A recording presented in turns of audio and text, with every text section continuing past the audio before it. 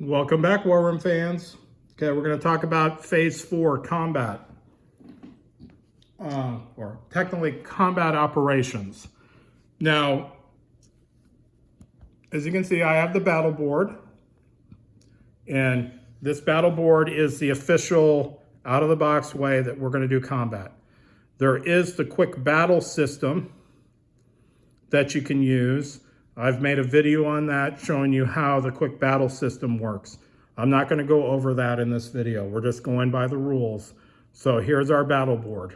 So what's going to happen is once all the movements are done, we're going to start scanning the board looking for all these hot spots.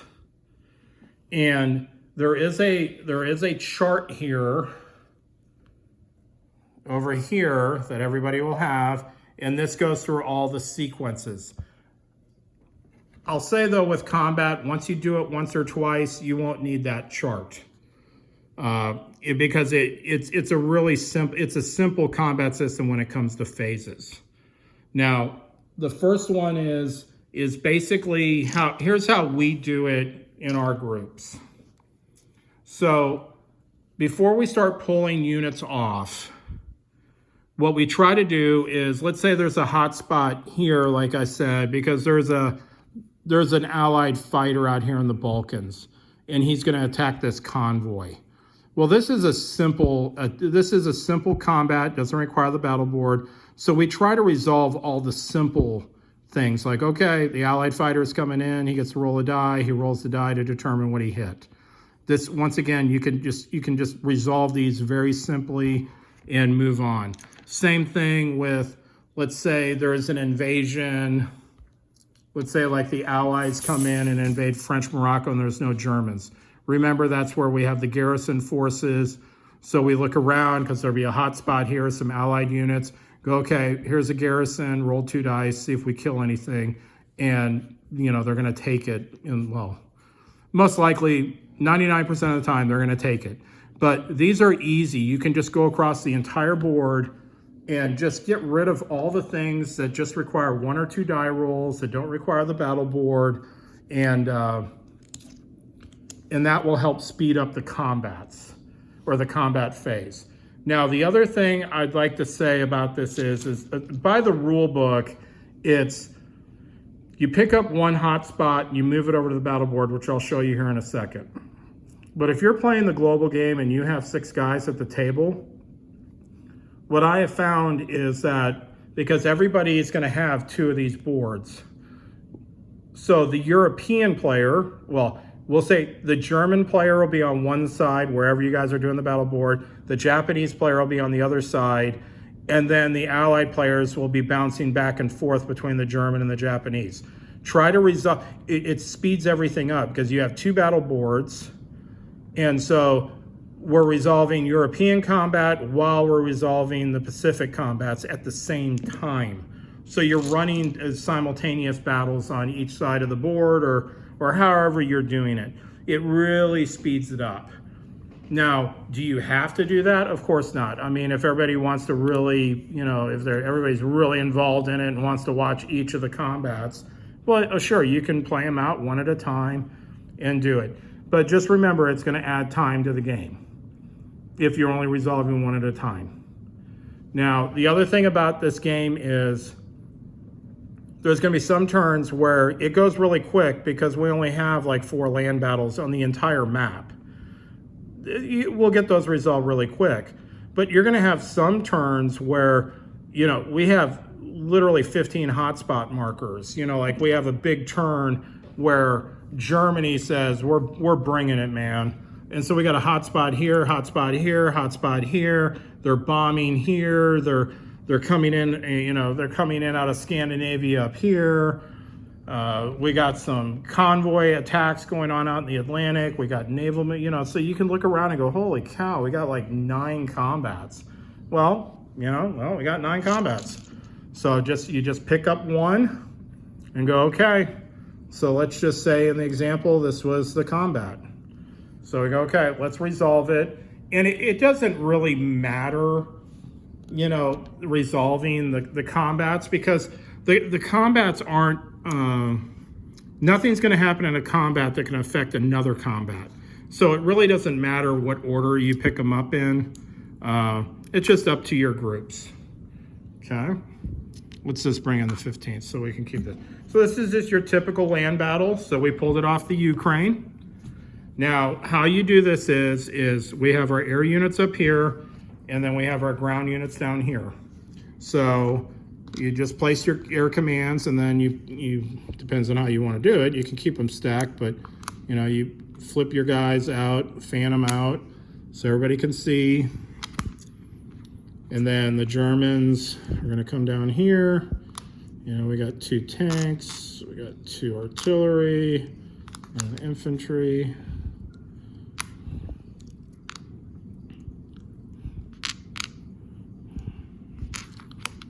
Okay, let's just make it more interesting. So the 21st is down here too. So they got a tank and more infantry. Okay.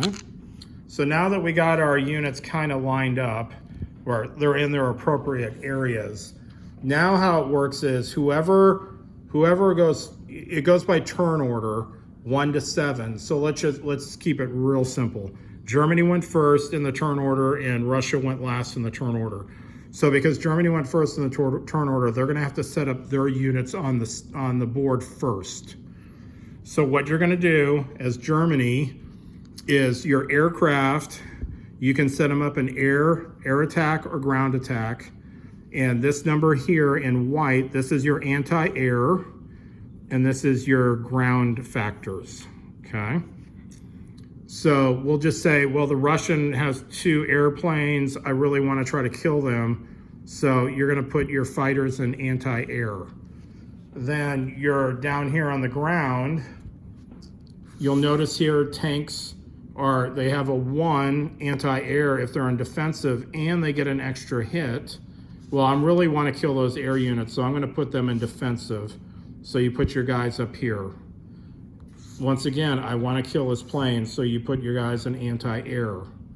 Your infantry, notice your infantry, they have a 2 attack if they go offensive, but they've lost a hit. If you go defensive, they have 2 hits to kill, but they only have 1 on the ground, okay? So once again, guys, you can play around with the numbers and everything. Once again, the game can start dragging down a little bit if you let guys go, okay, well, I see how Germany has it set up, and you're the Russian player, you know, then you can start grinding numbers and go, oh, well, I see because he went all air, he only has 4 on the ground here because of his tanks only have 2 each.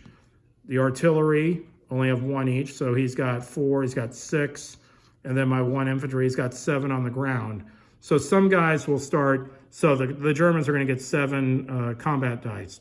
So the Russian player, if you let them, they might sit there and pontificate on this and reflect upon what's the best statistical value. And it's like at a certain point, come on, guys, you just got to set up the board. So we're just going to say that the Russian player sees that and goes, okay, I see what you're doing. So I will put my fighters in air to try to kill you. But since you only have 7 on the ground, I'm going to try to come in and really attack you and put a whooping on you. So they go all offensive on the ground. They even put their infantry in offensive to take advantage of the Germans trying to go after my 2 air units. So what the Russians are going to do is try to take advantage of the German ground units. Okay? That's a little bit of strategy and tactics. You guys have to play with it and move it around. You know, maybe figure it out on your own on the combat strategy stuff for this video. So basically what we're going to do is how combat works is we always start with the air phase. That's always the first phase. So we resolve all air combats. So the German player has 6, 7, 8, 10, 12. So he's going to roll 12 dice. Okay. Now remember, everything's done in batches of 10. So he's going to roll a batch of 10, a batch of 2. Now I'm just going to roll this real quick and show you quickly how this works. So I roll the dice, and Once again, this just depends on how you guys like to do it. I personally, after I roll the dice, I kind of like to stack them up because remember, it's all about color combinations. So this was my roll. Okay. Now, in order to kill a fighter, notice it's green, I have to roll greens. Blues and yellows are always misses because planes are only green and bombers are red. So I know right off the bat, these ones are all misses. So we just put them on the side. Well, I got a green. So let's just say this is the Russian player. You're gonna slide one of your planes down into this little chevron box. Notice it has the wound symbol on it. What that's gonna indicate is that whites, because you have the white chevrons, whites can be used to kill damaged units. But the thing about the game is everything is called rank order. So you resolve yellows first, then blues, then greens, then blacks. And blacks are that's the color you want to roll. This is a hit anything you want die. Well, in this case, I only have one thing to hit. And you always have to move damaged units over. You can't go, oh, well, I got a black, I'll move this guy to damage so I can use my 2 whites, because remember they're in white, and move them into the kill. It doesn't work that way in War Room. So I rolled a green, so he's damaged. I rolled a black. Well, I can't put it on anything. I can only put it on here, so he's dead. And now these whites are misses because I don't have anybody in the white zone. Okay, well, specifically for air combat is all we're doing right now, so we're only resolving air units. Now, these carrier planes are always considered fighters. So that's how you do the air combat, and the ground combat is the exact same. So we resolve the air, and let's just say, because the Germans did everything on anti-air, the 2 Russian planes are dead. So their plan worked. They killed the 2 Russian planes. Now, the German player then, remember, we add up, now we go to the ground phase. So we're gonna add up our dice, there's 2, so that's 4, 6, 7. So then the German player is gonna roll 7 dice. Just, it's no different than in air combat. So then once again, we're just gonna, kind of pair them up. And I like to put them in rank order. That's just me. I'm kind of anal about that. So they're in rank order. So we got 2 yellow. So we come over here and go, oh, well, you're in attack. So I kill 2 of his Russian infantry. Now they're still gonna get to attack. Even though the Russian player rolled first, these guys still get to attack, even if they're in the dead column, okay? And then I rolled 1 blue, so this guy's damaged. I rolled 2 greens. Oops, my Russian tank was an offensive. So 1, 2, he's dead. And then I didn't roll, red's an auto miss in land combat because there's no red in land. And the white, well, I have a artillery in the white zone, the white chevron, he's dead. So the Russians still have, 5 guys left on the map. Now the Russians, when it's their turn, they go, well, these guys are dead, but that's 4, that's 6, 8, 10, 12, 14, 16, 18. So they get to roll 20 dice. Now remember, you roll them in batches of 10. And then once you resolve all that, then you roll another batch of 10. Okay? And then once, let's say this is how the combat ends. They rolled 20 dice. All these guys are dead. Realistically, the German player will probably have 1 tank left. Now, once we're done with the combat, what you're gonna do is the version 2 morale board or casualty board looks different. It's vertical now instead of horizontal. But you're gonna walk over here, wherever it is, and then you're gonna start stacking. For Germany, you're gonna start stacking your guys up over here. So like I lost 2 artillery, I lost an armor, I lost an infantry, and then the Russian player will grab his casualties,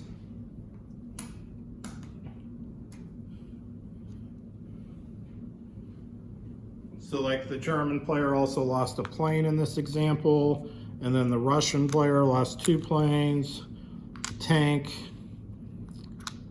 that, and these guys, okay? Now you're gonna put all your casualties on this board from every battle for the entire turn. So obviously, you know, we just did one battle just so I briefly show you how to do the combat. But if you have, let's say, 9 land combats, you're gonna have stacks of units over here. Now, the naval combat works exactly the same way as land combat.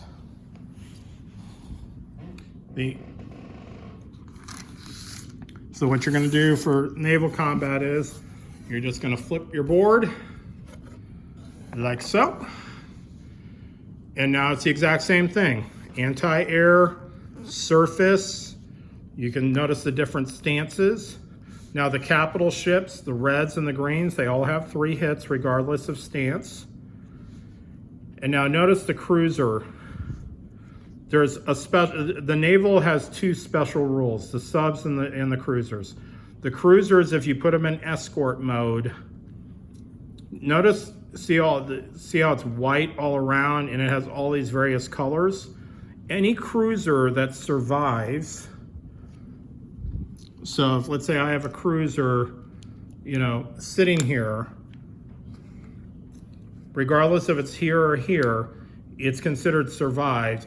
And let's say my battleship takes a hit, I can then take a hit on my cruiser and negate the hit on the battleship or the carrier. So that's the advantage of the escort, and that's what this box represents. That it can take a hit for green, red, white, and then blue just to reflect its color. So this is like a universal unit that can protect the guys above them. But they have to survive. If they're in the dead, they're dead. Because remember, guys, when we're doing combat, we resolve it from yellow, then blue, then green, then red. So we're moving up the charts, okay? Now the thing about the subs, so let's say we got a sub over here. The thing about sub combat is, if you hit a sub and it goes to this column, you haven't destroyed it. It's called the dive. Now, if let's say that we're rolling 2 batches, there's 20 combat dice coming in. After the first batch of 10, if all the subs that are in dive, they come up here to the escape. They're gonna be able to go back onto the battle board, onto the main board. They escaped the combat, they got away. Got it? Now the other thing about the subs is, notice they don't have these white chevrons. You can't use whites against submarines. You have to kill them outright with either blacks or yellows. So any sub that's still sitting here in the dive at the end of a batch goes to escape. And then the next batch of 10 comes out. Got it? Now, there is a special rule that we'll talk about in the last video where they allow subs to move around a little bit after combat and everything. But we'll go into that a little bit later because that's an optional rule. Now, the other thing is up here, notice it's called force advantage. So let's just say, for the discussion, Germany has 1 of each color. Trying to get an artillery here. So this is the German stack. They got one of each color. Now the Russians, on the other hand, though, let's just say they only have artillery and infantry in the combat. So it's worded weird, but force advantage, what that basically means is that in the surface combat, and this applies to naval combat too, if you have more colors of units, not total units, colors. So notice Germany has 3 colors and they have 2. So what this means is Germany has the force advantage, which means over here, when the Russians roll the dice, the whites and the blacks are auto misses. So they lose the ability of these wild cards, so to speak, these wild dice. So the Russians, they don't get the advantage of these. So that is, it might sound, it's a subtle aspect to the game, But in some battles, it really does make a big difference if you have the force advantage over the other guy, because he can't, if he, in this specific circumstance, if he rolls blacks, he can't assign them to the tanks because they don't count. So that's why the blacks are so important, is because they allow you to shoot at whoever, you know, depending on the board. Ideally you always want to go after the hardest units to hit, which are greens, then blues, then yellows in land combat. In naval combat, if you roll a black and they have a battleship, you always want to go after reds, because reds, they're very hard to hit. There's only one red on the die. So to roll a red is very difficult. Well, it's not difficult, it's luck. So it's a D12. So that's basically, guys, how combat works. You're just going to put them on the board, add up your values. Remember, you do anti-air first. Once air combat's resolved, then you go to ground. And the very last thing about it up here is you have what's called strategic bombing. So after the air combat phase, if any bombers that were in the strategic column are still alive, they get then to bomb their targets. Whichever, so let's say you're going into G1 Germany and you have 2 bombers up here and you have 2 of them survive. They roll them in batches of 4, and then whatever color you roll is the damage they do. Just look at the combat chart for strategic bombing to know exactly how it gets resolved. But on the combat, the only you always do air then land, but there is one phase right in here, and that's if you have strategic bombers. So if they survive the air phase, then we're transitioning to the ground phase. If there is a ground phase, then the strategic bombers go like right here, they bomb their targets, and then we move to ground phase. Okay? So combat's very simple, guys. It's very bloody. I have 1 or 2 videos up on just ground combat. I got one coming up here on expectations of ground combat and how to approach it. But that's the nuts and bolts. This is how we do it. You're just going to line your guys up, calculate your odds, do air first, then ground. Remember to always calculate your force advantage, and then, you know, make sure what's going on here, and then start rolling dice and pray to the dice god that it all comes up good. So that's how ground combat is. Very simple. Once you do a couple of them, you'll have it down pat. So that's ground combat. And then once the ground combat's done, so let's say, remember we talked about over here in this one where Germany had 1 armor left and Russia had these guys left. So basically, once the combat's done over here, you just transfer back, you know, the units onto the battle board, and it's still in battle. So then you're going to flip the hot spot to this to also remind everybody, okay, this combat's been resolved. Now, let's just say in the discussion, Russia took this territory. So then what's going to happen is Russia is going to get the G6 card, and so they're going to get the resources for their next turn. And then this white number, this is the stress for each of the territories. So then you're going to come over here. So once you're resolving the combat, so we took G6, which is 4 stress. And remember, guys, in version 2, this thing is horizontal now, not side to side. You're going to place your 4 stress markers right here next to Germany, okay? To reflect that they have 4 stress. And then Russia, because they took the territory, they get a medal, and the medal on this board goes right there. All right, it doesn't matter, as long as you know Russia has a medal. Now, medals, we can use this to reduce how many points of stress we take. We'll go into that when we do the morale board and everything.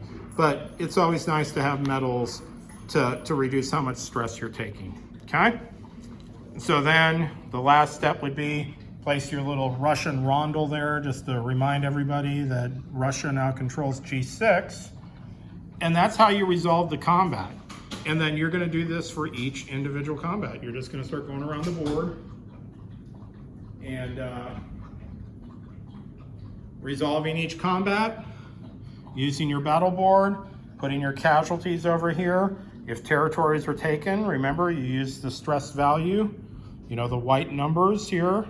That's how many stress points whoever loses it takes.